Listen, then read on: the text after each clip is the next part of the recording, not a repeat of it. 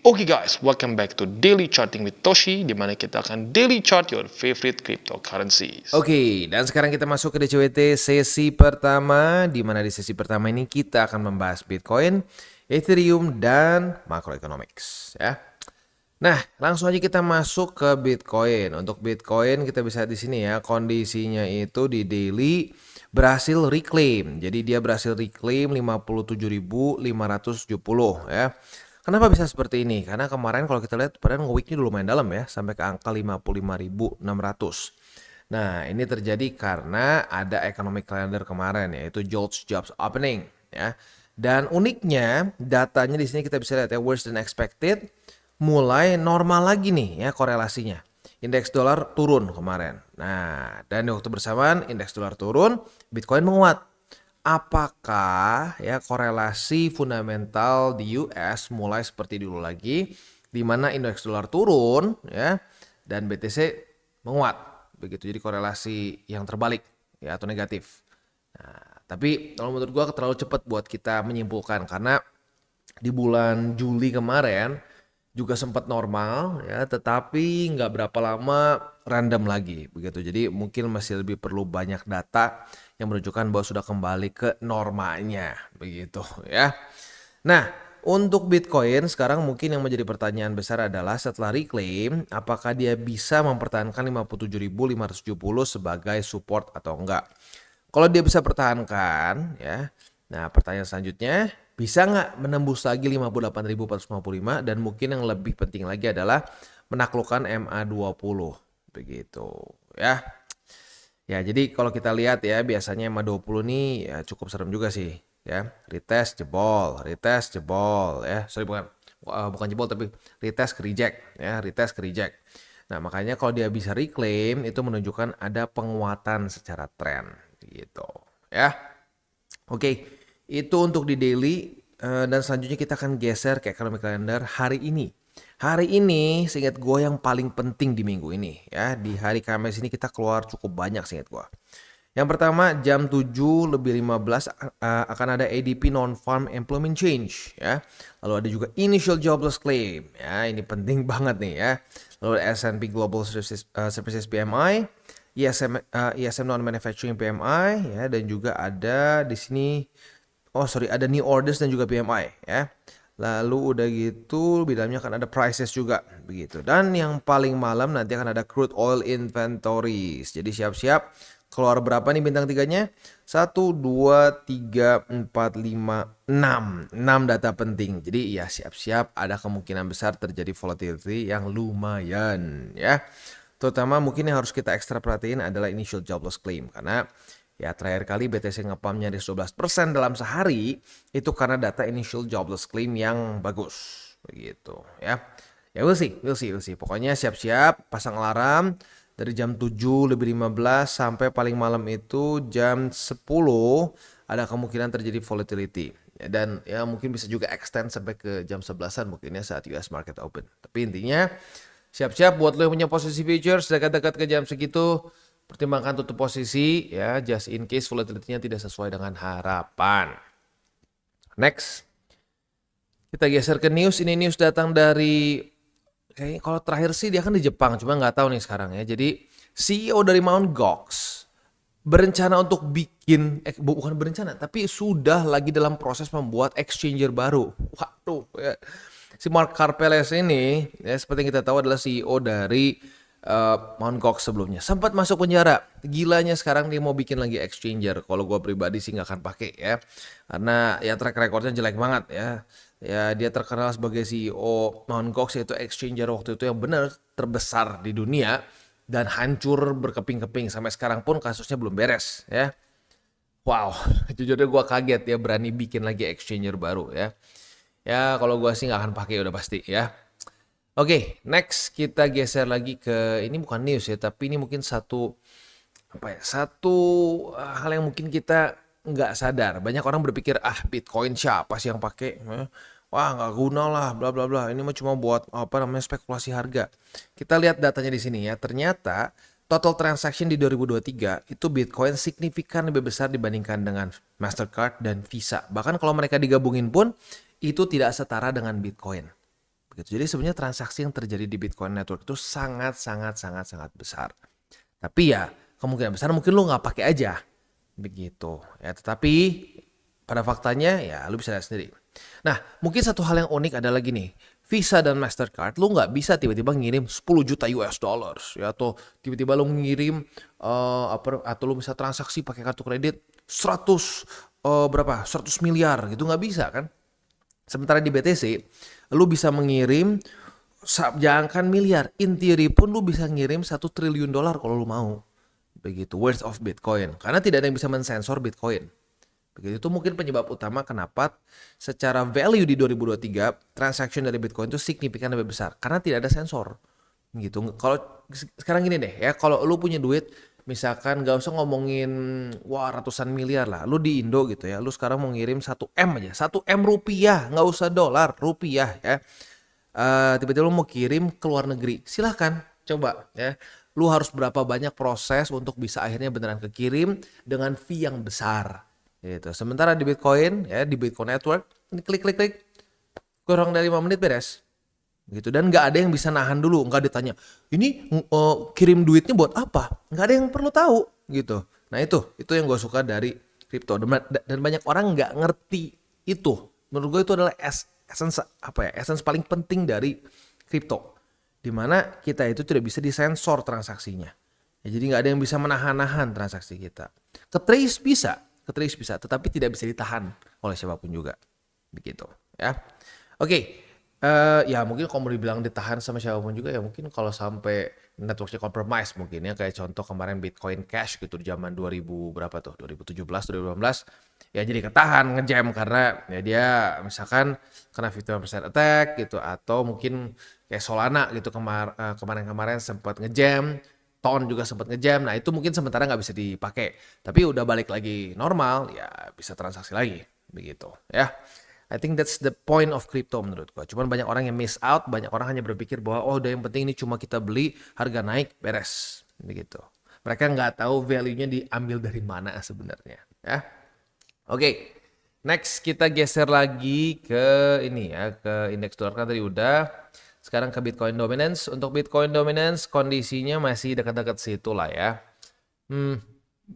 Kemarin itu nyaris banget membuat higher high ya, tapi belum. Jadi kita lihat aja apakah Bitcoin dominance akan lanjut membuat higher high atau tidak. Dan yang serem sebenarnya satu ya. Ini Bitcoin dominance membuat higher high di masa BTC sendiri lagi kondisi bearish. Jadi berarti kebayang nggak buat elu yang terlalu banyak pegang alts.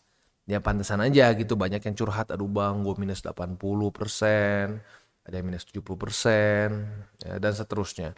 Ya karena keberatan di altcoins. Jadi lagi-lagi gue ingatkan ya, di awal dari bull market dari 2022 lu boleh cek video-video gue dari 2022. Gue bilang apa? Ingat 70-30 gedenya di Bitcoin ya, gedenya di Bitcoin, jangan kebanyakan altcoins ya. Tapi ya itu yang disebut sebagai recency bias. Orang ingatnya di 2021 itu BTC kayaknya wah naiknya dikit banget nih. Lihat 2021 semuanya altcoins yang menang. Padahal masa-masa altcoins menang itu dari satu cycle itu signifikan lebih banyak BTC. Dan di cycle ini bahkan lebih rapi lagi. Kalau di cycle sebelumnya nih pernah ada masa-masa di mana dia drop ya, dan dia ada mini altcoin season. Di cycle kali ini mini altcoin season itu benar-benar mini. Ini bahkan disebutnya apa? Mungkin midget ya. Midget altcoin season. Cuma segini nih. Udah, that's it. Sisanya apa yang terjadi? BTC mendominasi dengan luar biasa. Nah jadi buat orang yang cuma ngelihat di masa-masa ini, wah 2021 buat apa kita beli BTC, profitnya kecil ya, udah belinya altcoins. Itu dibawa ke mindset nih ke awal dari bull market, yang terjadi adalah ya kayak sekarang, minus 80, minus 70. Itu gini lah ya, mungkin kalau 80 tuh karena terlalu banyak altcoins yang kecil ya secara market cap-nya. Pokoknya main beli aja gitu, lu nggak tahu apa projectnya, lu nggak tahu berapa market cap-nya, beli. Nah itu yang sering kali terjadi. Kalau dari hasil curhat yang kemarin kasusnya seperti itu. Gitu, aduh bang gue juga nggak tahu nih apa bang, koin apa bang, token apa bang. Kenapa lo beli kalau lu nggak tahu? Ya gue dibilang sama si A, si B, si C bagus katanya, udah nanti pokoknya beli, hold, kaya katanya. Gue juga ngerti kenapa kayak begitu ya, cuman Pokoknya gini, lu jangan pernah beli satu hal yang lu nggak ngerti, begitu. Jadi jangan cuma beli gara-gara hype. Tapi kalau gue perhatiin tuh mungkin permasalahan dari culture juga kali ya. Kayak kalau gue pribadi misalkan nih, gue mau beli satu barang, gue udah tahu persis ini bahannya apa, ya kayak ya maksudnya kayak komposisi bahannya apa. Jadi gue kayak nggak pernah tuh kayak, wah gue pakai jaket, oh gila panas banget nih. Taunya kenapa dilihat 100% polyester. Nggak, gue udah research dulu ini jaket bahannya apa, gue mau pakai kemana. Nah, kalau di Indonesia, kalau gua perhatiin ya, yang sering kali terjadi adalah apa? Lu cuma lihat aja, ada influencer A, influencer B beli baju tertentu gitu ya. Wah, baju bagus banget, begini, begini, begini, begini.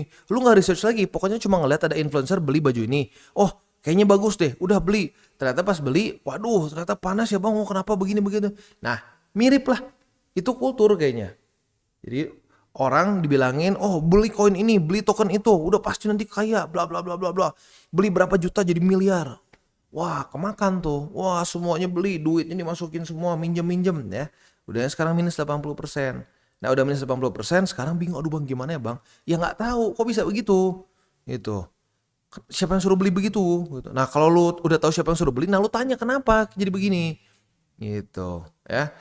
Itu gila loh, itu makin banyak jujurnya belakangan ini. Dan gue jujur merasa sedih juga sih. Banyak yang kemakan dengan itu. Apalagi di masa-masa bukan Agustus, tapi masa-masa April, Maret gitu. Itu masa-masa yang mungkin kebanyakan orang all in di altcoins. Dan ya lu lihat sendiri deh, April, Maret kondisi altcoins itu di mana dan sekarang ada di mana. Itu minusnya luar biasa. Bahkan bukan cuma yang nggak jelas loh, bukan cuma token-token nggak jelas. Token seperti Matic pun ya. Matic sekarang harganya itu sudah di bawah dari masa-masa di ini ya. Arguably sekarang udah balik lagi ke masa 2022 harganya. Dia udah sentuh lagi tuh. Daerah 0,34. Ini Matic loh. Bukan project gak jelas. Itu aja bisa jebol. Nah lu kebayang kalau lu beli token yang benar-benar nih gak tahu apa gunanya. Cuma gara-gara influencer ABC bilang suruh beli. Gitu. Dan lebih hancur lagi. Jadi ya hati-hatilah. Sangat berhati-hati dengan cara kita membangun portofolio kita. Gitu. Karena kalau udah sekali dibangun, apalagi udah dari awal bull market dibangunnya udah salah, ya sama kayak gini deh. Lu rumah kalau fondasinya berantakan, bisa nggak? Udahlah, nggak usah. Ya, yang atasnya nggak usah ya, apa? Nggak usah dihancurin yang atasnya gitu ya. Ini sayang, udah beli atap, udah beli genteng, udah beli semua.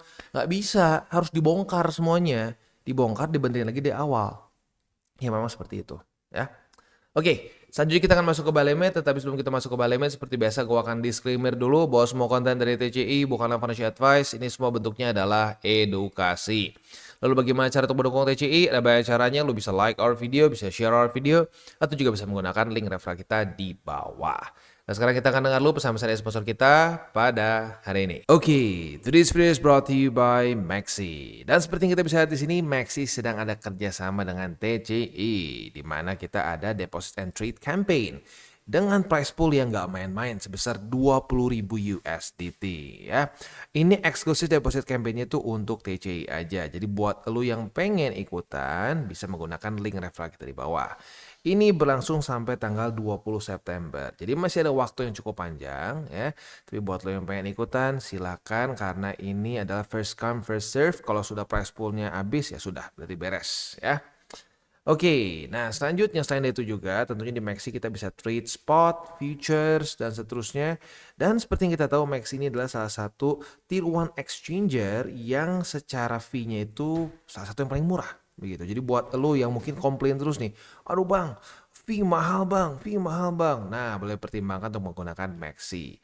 Dan juga Maxi ini masih salah satu cryptocurrency exchanger yang masih non KYC. Jadi buat lo yang mungkin merasa terbebani untuk KYC, nah lu bisa pakai Maxi karena Maxi tidak mengharuskan KYC begitu ya. Dan tentunya banyak lagi hal yang kita bisa lakukan di sini seperti ada sign up bonus yang kita bisa claim up to 1000 USDT dan juga ada Kickstarter. Di mana Kickstarter ini sangat berguna bagi lu para holder MX token. Lu basically bisa ikut seperti launch pool yang kita tinggal lock saja si MX tokennya ya. Jadi kurang lebih seperti itu. Buat lo yang belum menggunakan Maxi silahkan bisa pertimbangkan untuk menggunakan link referral kita di bawah. Kita mulai dengan Bitcoin. Untuk Bitcoin di sini posisi futures nggak ada ya karena kemarin random banget ya. Jebol reclaim ya. Sekarang partial reclaim lah masuknya ya. Nah, mungkin yang kita bisa pertimbangkan adalah kita pasang posisi atau limit posisi short di angka 58.455. Karena kemarin sudah terjadi retest pertama di 58.455. Jadi kalau terjadi retest kedua, kebuka posisi shortnya dan target TP posisi short kita adalah di angka 57.570. Untuk posisi spotnya di angka 57.570, 54.000 pas aja kita buletin ke bawah ya. Dan 52.300 kita bulatkan ke atas sedikit ya. Itu kurang lebih untuk posisi futures dan spot di Bitcoin. Next kita masuk ke Ethereum. Untuk Ethereum posisi long kita kena target TP walaupun kemarin pagi itu cukup bikin ini ya sport jantung karena weeknya sampai dalam banget. Tetapi buat lo yang mempertahankan posisi long lo, ya lo actually kena target TP begitu. Tapi mungkin ini yang kena target TP yang cenderung, coba kita lihat ya. Yes, yang cenderung lebih agresif kemungkinan. Tar. Oh enggak. Ternyata enggak. Enggak. Buat lu yang enggak agresif pun kena target TP. Wah, asik nih. Jadi untuk Ethereum semuanya kena target TP nih kemungkinan besar karena sebelum jam volatility udah kena duluan begitu ya. Nah, berarti lu kemarin take profit sebesar berapa nih? Wah, nyaris 2%. Asik ya. Oke, itu kurang lebih untuk posisi longnya ya, sudah kena target TP. Dan sekarang kita udah dapat posisi short juga karena sudah terjadi retest 1, retest 2 di 2464. Nah, untuk posisi shortnya ini target TP-nya otomatis tinggal kita balik saja logikanya di angka 2419 ya. Itu kurang lebih setup posisi futures di Ethereum. Untuk posisi spotnya di 2419, 2363 dan di 2177. Itu kurang lebih untuk posisi spot dan futures di Ethereum. Kita tutup video hari ini dengan 3 golden rules. Jangan pakai uang panas, jangan over leverage, dan berpikirlah jangka panjang. Oke guys, jadi itu adalah akhir dari segmen DCWT kita pada hari ini. Dan jangan lupa bagi kalian yang merasakan manfaat dari segmen ini, jangan lupa untuk share ke teman-teman kalian. Dan apabila lu pengen mensupport channel kita, ya TCI, jangan lupa untuk menggunakan link referral kita di bawah. Nggak wajib ya, tetapi apabila lu menggunakan link referral kita di bawah, ada macam-macam ya, dari Bybit, Huobi, Maxi, toko kripto, dan banyak lagi ya. Ya, walaupun nggak wajib, tapi kalau menggunakan link referral kita, lu secara langsung membantu perkembangan dari TCI. Dan satu lagi, jangan lupa juga untuk join Telegram group kita, di mana kita bisa ngobrol-ngobrol santai mengenai dunia cryptocurrency secara 2 arah. So, jangan lupa untuk like, subscribe, click the bell icon, and see you on the next video.